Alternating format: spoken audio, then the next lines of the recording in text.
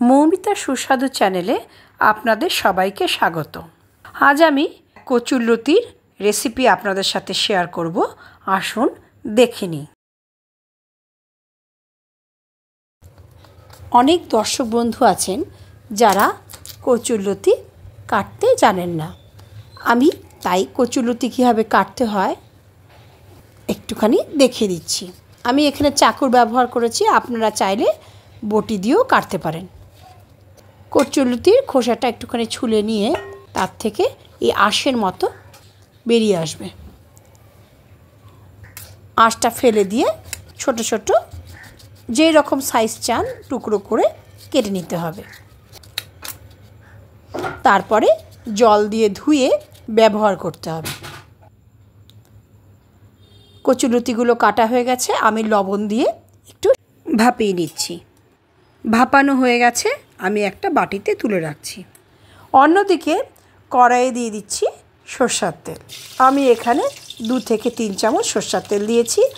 আর এই সরষের তেল গরম হয়ে গেলে তাতে 5 থেকে 6 কোয়া রসুন ফোড়ন দিয়ে দিয়েছি।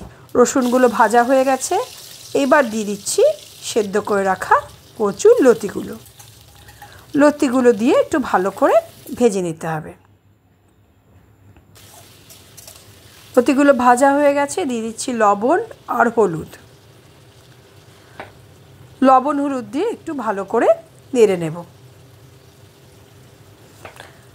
কচুরলতিগুলো লবণ দিয়ে ভালো করে নেড়ে নিয়েছি। এইবার আমি প্রায় 1 ঘন্টা আগে 1 মুঠ মুসুর ডাল ভিজিয়ে রেখেছিলাম। সেই ভেজানো মুসুর ডাল ধুয়ে আমি এখানে ছড়িয়ে দিলাম। মুসুর ডালটা দিয়ে ভালোভাবে একটু নেড়ে হালকা করে ভাজা ভাজা করে নিচ্ছি। এইবার দিয়ে দিচ্ছি জল। এই জলে মুসুর ডালটা সেদ্ধ হয়ে যাবে। কচুরলতিটা আমি আগে একটুখানি লবণ দিয়ে কিন্তু ভাপিয়ে নিয়েছিলাম, সেদ্ধ করিনি। তাই এই জলে রান্নাটা পুরোপুরি সেদ্ধ হয়ে যাবে।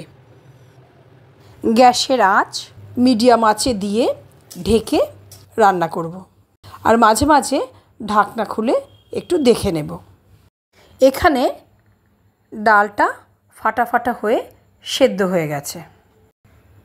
রান্নাটা হয়ে গেছে। গ্যাস বন্ধ করে ওপর থেকে কাঁচা সরষের তেল আর চেরা কাঁচা লঙ্কা দিয়ে দিলাম। একটা সার্ভিং বলে ঢেলে নিচ্ছি।